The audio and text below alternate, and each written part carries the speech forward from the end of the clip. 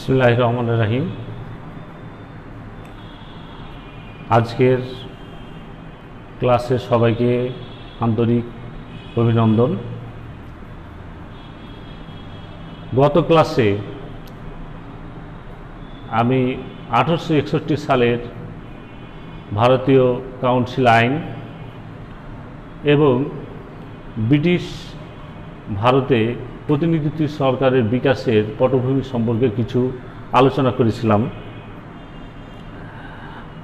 সেই ক্লাসে বলেছিলাম যে 1861 সালের ভারত শাসন আইন ভারতের প্রতিনিধিত্বশীল সরকারের বিকাশে ততটুকু ভূমিকা পালন করতে পারেনি। তবুও তা ছিল একটি পদক্ষেপ প্রতিনিধিত্বশীল সরকারের বিকাশে। পরবর্তীতে 1892 সালে ব্রিটিশ পার্লামেন্ট ভারতবাসীর জন্য আরেকটি আইন প্রণয়ন করে, সেটি হলো 1892 সালের ভারত শাসন আইন, ইন্ডিয়া কাউন্সিল অ্যাক্ট 1892। তো এটি ব্রিটিশ পার্লামেন্টে এই আইনটি পাস হয়। তো আমরা 1861 সালের ভারত শাসন আইনে ভারতবাসীর আশা আকাঙ্ক্ষা পূরণ হয়নি। সেখানে যারা উচ্চবিত্ত ব্যবসায়ী, অভিজাত শ্রেণীর মানুষের স্বার্থ রক্ষিত হয়েছে, কিন্তু আপামর জনসাধারণের আশা আকাঙ্ক্ষার প্রতিফলন ঘটেনি। এদিকে ভারতবর্ষে একটি ইংরেজি শিক্ষিত মধ্যবিত্ত শ্রেণীর আবির্ভাব ঘটে এবং তারা রাজনীতিতে আগ্রহ প্রকাশ করে এবং তাদের আগ্রহের পরিপ্রেক্ষিতে ভারতবর্ষের শাসিত শ্রেণীর মধ্য থেকে সচেতনতা সৃষ্টি হয় এবং তারা বিভিন্ন দাবি দাওয়া জোরালোভাবে দিতে থাকে, যার ফলে ভারতের লর্ড, গভর্নর জেনারেল এবং ভাইসরয় যারা ছিলেন তারা চিন্তা করলেন যে ভারতবর্ষের জন্য একটি প্রস্তাব পাস করা দরকার এবং নতুন আইনের দরকার। এই জন্য গভর্নর জেনারেল লর্ড জাফরিন তিনি একটি কমিটি গঠনের সুপারিশ করেন এবং এই কমিটির সদস্য হিসেবে তিনি sir Robert Aitchison, sir James Chesley ও জেমস ওয়েস্টল্যান্ডকে নিয়ে একটি কমিটি গঠন করে এবং সেই কমিটির পরিপ্রেক্ষিতে ভারত সচিব লর্ড ক্রসের সুপারিশক্রমে ব্রিটিশ পার্লামেন্টে এই আইনটি আলাপ আলোচনার পর সংশোধিত হয়ে 1892 সালের ভারত শাসন আইন নামে পাস হয়। এই ভারত শাসন আইনের মাধ্যমে ব্রিটিশ সরকার ভারতবাসীকে খুশি করার চেষ্টা করেছে এবং তারা এখানে ভারতবাসীকে প্রাদেশিক এবং কেন্দ্রীয় আইন পরিষদে অংশগ্রহণের সুযোগ দান করে। এর মাধ্যমে ভারতবাসীর পক্ষ থেকে ভারতবর্ষের কেন্দ্রীয় এবং প্রাদেশিক আইন পরিষদগুলোতে অংশগ্রহণের সুযোগ সৃষ্টি হয়। তো আমরা এই 1892 সালের ভারত শাসন আইনের কিছু বৈশিষ্ট্য জানব। এই বৈশিষ্ট্যগুলোতে বলা আছে যে কেন্দ্রীয় পরিষদে সদস্য সংখ্যা বৃদ্ধি করা হয় এবং কেন্দ্রীয় পরিষদগুলোতে সদস্য সংখ্যা 16 এবং সর্বনিম্ন 10 এবং সর্বোচ্চ 20 সে উন্নীত করা হয় এবং কেন্দ্রীয় আইন পরিষদে অতিরিক্ত সদস্য নিয়োগের ব্যবস্থা করা হয়। সেখানে গভর্নর জেনারেলের অনুমোদন প্রয়োজন এবং সেখানে কেন্দ্রীয় আইন পরিষদে 6 জনের বেশি সরকারি কর্মকর্তা নিয়োগের ব্যবস্থা করা নিয়োগ দেওয়া যাবে না। আবার সেখানে বেসরকারি সদস্যদেরও অংশগ্রহণের সুযোগ হয় এবং বেসরকারি বিশেষ করে প্রাদেশিক পরিষদগুলোতেও যেগুলো বড় প্রদেশ সেগুলোতে 20 জনে উন্নীত করা হয় সদস্য সংখ্যা এবং ছোট প্রদেশগুলোতে 15 জনে উন্নীত করা হয়। তো এদিক দিয়ে আমরা দেখি যে প্রাদেশিক এবং পরিষদেও কিন্তু একটা পরিবর্তন আমরা দেখতে পাই। আবার আমরা জানি যে সিদ্ধান্ত গ্রহণ প্রক্রিয়ায় অংশগ্রহণ না করলে শাসিত শ্রেণীর মূল্যায়ন হয় না। সেখানে আমরা দেখি যে ভারত শাসন আইন বা 1892 এখানেও কিন্তু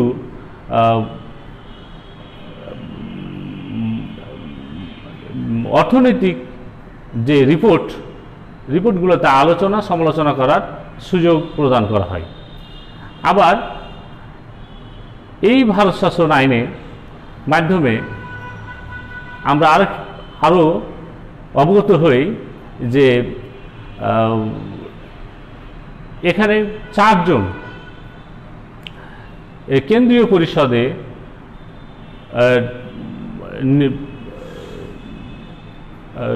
কেন্দ্রীয় পরিষদে 4 জন নির্বাচিত প্রতিনিধি গ্রহণের ব্যবস্থা হয় এবং এগুলো বিশ্ববিদ্যালয়, সিনেট, ব্যবসা প্রতিষ্ঠান এবং প্রদেশগুলো থেকে তারা মনোনয়ন দিতে পারবে। তো এখানে আরেকটি জিনিস যে তারা বিভিন্ন অর্থনৈতিক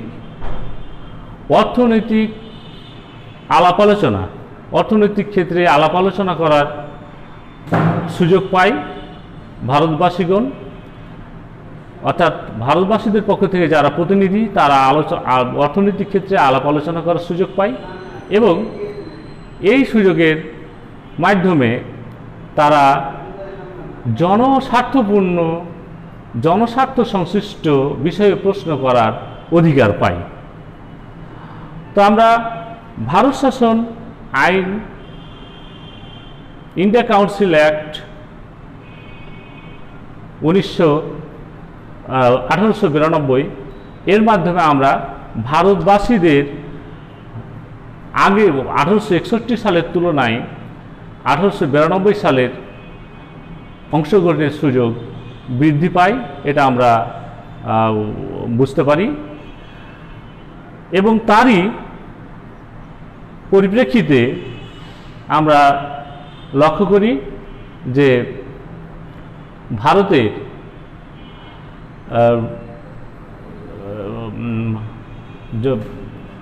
রাজনৈতিক ক্ষেত্রে এবং আইন পরিষদগুলোতে ভারতবর্ষের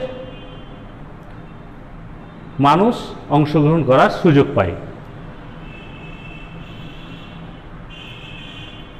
যে সুযোগটা অতীতে এত বেশি ছিল না। 1861 সালের আইনে ছিল না, কিন্তু 1892 সালের আইনে সেই সুযোগটি বৃদ্ধি পায়। এটি ভারতবর্ষের মানুষের রাজনৈতিক সচেতনতারই বহিঃপ্রকাশ ঘটায়। তো যা আমরা এই আইন পরিষদে সদস্য হিসাবে নিয়োগ পাই গোপাল কৃষ্ণ গোখলে, আশুতোষ মুখার্জি,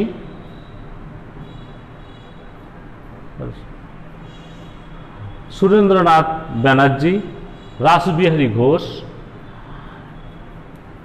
এই সকল ব্যক্তিত্ব তারা ব্রিটিশ সরকারের শাসকদের সংস্পর্শে আসার সুযোগ পায় এবং সেই আইন পরিষদে কাজ করার সুযোগ পায়। ভারতবাসীদের পক্ষ থেকে তারা ভারতবাসীদের দাবি দেওয়া আদায়ের চেষ্টা করে। তো এখানে এ মূল্যায়নে আমরা বুঝতে পারি যে ভারতবাসীদের রাজনৈতিক অগ্রগতির ক্ষেত্রে এই ভারত শাসন আইন 1892 অত্যন্ত গুরুত্বপূর্ণ ভূমিকা পালন করে। তো এখানে লর্ড কার্জন তিনি বলেছিলেন যে সম্পর্কে যে এটি কোনো মহান ব্যবস্থা নয়, তবে এটা এমন একটা পদক্ষেপ যা মানে স্বাস্থ্য শাসনের ক্ষেত্রে একটা অগ্রগতি। আবার সুরেন্দ্রনাথ ব্যানার্জি তিনি মন্তব্য করেছেন যে এই আইন অর্থাৎ ভারত শাসন আইন ইন্ডিয়া কাউন্সিল অ্যাক্ট 1892 এটা ভারতবর্ষে মানে প্রতিনিধিত্বশীল সরকারের ভিত্তি রচনা করে। তো যাই হোক, আমরা ভারতবর্ষের ক্ষেত্রে এই ব্রিটিশ আমলে 1892 সালের আইনের আমরা শাসিত শ্রেণীর অংশগ্রহণের সুযোগ এখানে লক্ষ্য করি এবং এর মাধ্যমে ভারতবর্ষে প্রতিনিধিত্বশীল সরকারের বিকাশে এই আইন অত্যন্ত গুরুত্বপূর্ণ ভূমিকা পালন করে। এই আইনের মাধ্যমে নির্বাচন নীতিও স্বীকৃতি লাভ করে। তা আমরা এর পরবর্তী আরেকটি টপিকসে যাব, যে আমরা জানি যে শাসিত শ্রেণী বিক্ষিপ্ত অবস্থায় যদি থাকে, তারা যদি ঐক্যবদ্ধ না হয়, তাহলে কিন্তু কোনো দাবি কোনো অধিকার শাসক শ্রেণীর কাছ থেকে আদায় করা যায় না। এই জন্য সংগঠিত একটি সংগঠন দরকার। তো আমরা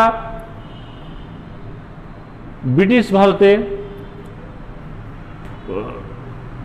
ব্রিটিশ সরকার দেশি ভাষায় সংবাদপত্র এবং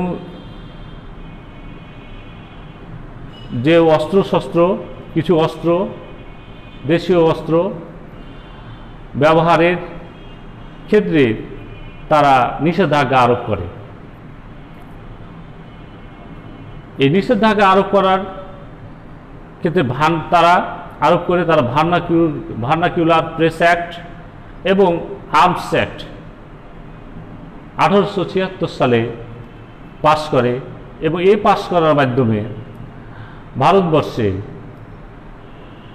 ভারতবাসীদের পক্ষ থেকে ক্ষোভের বহিঃপ্রকাশ ঘটে এবং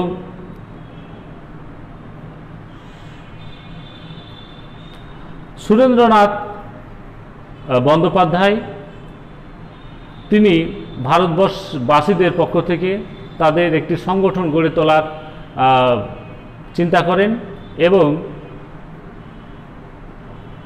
ভারত সংঘ ভারত সভা নামে ইন্ডিয়া অ্যাসোসিয়েশন নামে একটি সংগঠন 1876 সালে গড়ে তোলেন। এই সংগঠনের ভারতবর্ষের মানুষের পক্ষ থেকে তারা কাজ করে, ভারতবাসীদের অধিকার আদায়ে চেষ্টা করে এবং ব্রিটিশ সরকার ইলবার্ট বিল পাস করলে ইংরেজরা অর্থাৎ ব্রিটিশদের পক্ষ থেকে ইংরেজরা তারা কি করে ব্রিটিশ সরকারের বিরোধিতা করেন এই মিলবার্ট বিলটা হলো যে ব্রিটিশদের বা ইংরেজরা যদি ইংরেজদের মধ্যে থেকে কেউ অপরাধ করে তাহলে তাদের বিচার ভারতীয় বিচারক জজ তারা বিচার করতে পারবে। আর ব্রিটিশদের কথা হলো যে ব্রিটিশদের মধ্যে থেকে কেউ অপরাধী হলে তাদের বিচার ব্রিটিশরাই করবে, ব্রিটিশ জজই করবে। তো এই বিলের বিরুদ্ধে ব্রিটিশরাই ইংরেজরাই বিরোধিতা শুরু করে। আবার এই লর্ডস সভা অর্থাৎ ভারতবাসীদের পক্ষ থেকে এই বিলের পক্ষে আন্দোলন শুরু করে। তো এদিক দিয়ে দেখা যায় একটি বিশৃঙ্খল অবস্থার সৃষ্টি হয়। এরই পরিপ্রেক্ষিতে একজন ইংরেজ অর্থাৎ ব্রিটিশ নাগরিক এবং সাবেক কর্মকর্তা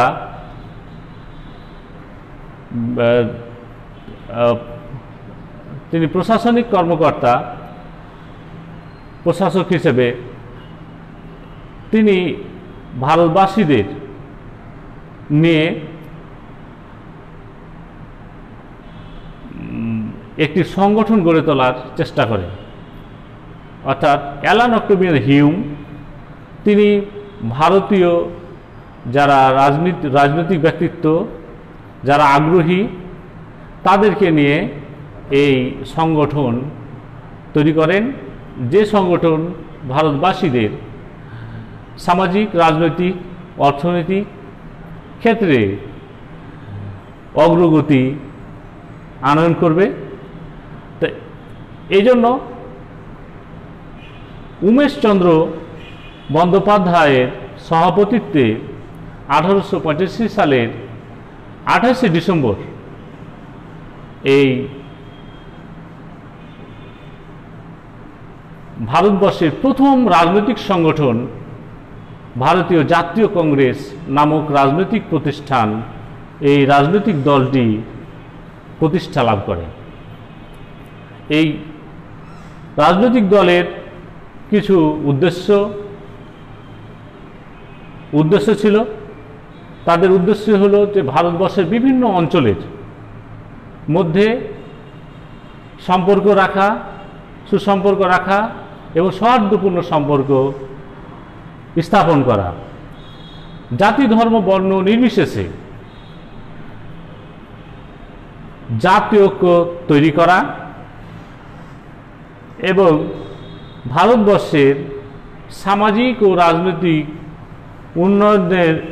উন্নয়নের ক্ষেত্রে যে সামাজিক ও রাজনৈতিক সমস্যাগুলো আছে সেগুলো চিহ্নিত করা এবং আগামী 1 বছরের জন্য রাজনৈতিক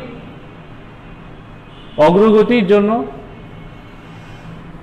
কর্মসূচি প্রণয়ন করা ছিল এই ভারতীয় জাতীয় কংগ্রেসের উদ্দেশ্য।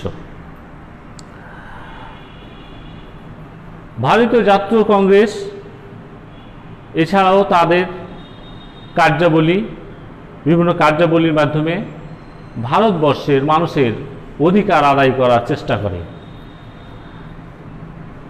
তারা ধীরে ধীরে এই ভারতীয় জাতীয় কংগ্রেস সময়ের পরিক্রমায়, কালের পরিপ্রেক্ষিতে ভারতের স্বায়ত্তশাসন, সেখানে প্রাদেশিক আইন পরিষদগুলোতে অংশগ্রহণ করার অধিকারের সুযোগ পায় এবং তারা বিভিন্ন সময়ে শাসক শ্রেণীর কাছ থেকে ভারতবর্ষের পক্ষ থেকে দাবি আদায় করার চেষ্টা করেছে এবং পরিশেষে তারা আন্দোলনের মাধ্যমে ব্রিটিশ সরকারকে চাপ প্রয়োগ করে স্বায়ত্তশাসন ও স্বশাসন এবং পরিশেষে এই রাজনৈতিক দলের প্রচেষ্টায় ভারত স্বাধীনতা অর্জন করে। তো আজকের ক্লাসে এই ভারতীয় কাউন্সিল আইন 1892 এবং ভারতীয় জাতীয় কংগ্রেস নামক রাজনৈতিক প্রতিষ্ঠান সম্পর্কে আলোচনা করা হলো। সবাইকে আন্তরিক অভিনন্দন, ধন্যবাদ।